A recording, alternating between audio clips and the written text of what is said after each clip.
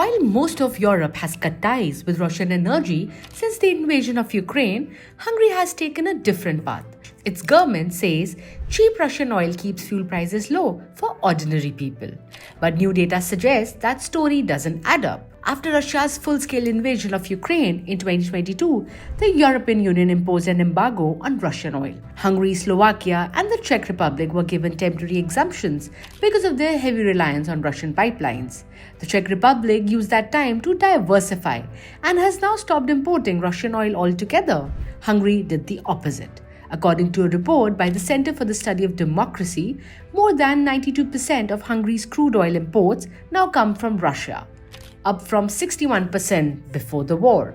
Hungary's government, led by Prime Minister Viktor Orban, argues that Russian oil is cheaper and protects Hungarian families from high energy costs.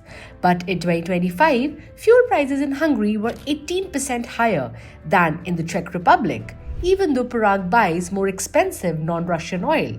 At the same time, Hungary's main energy company, MOL, saw its operating income rise by about 30% compared to the pre-war levels.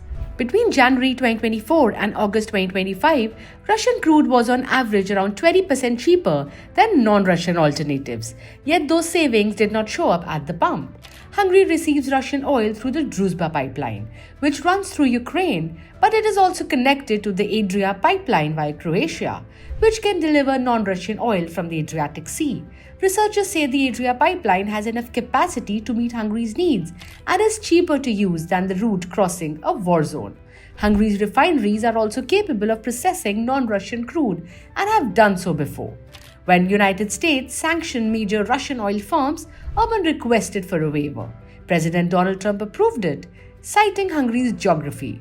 Later, US Secretary of State Marco Rubio described US-Hungarian relations as entering a golden era, highlighting the political nature of the decision. So while Hungary claims Russian oil keeps prices low, the data shows something else. Consumers pay more, corporate profits rise, and Europe's sanction effort weakens. In the end, Hungary's oil policy isn't just about energy. It's about power, profit, and who really gains. If you found this breakdown useful, like and subscribe Geopolitical Navigator and stay tuned for more explainers on geopolitics and energy. Thank you for watching.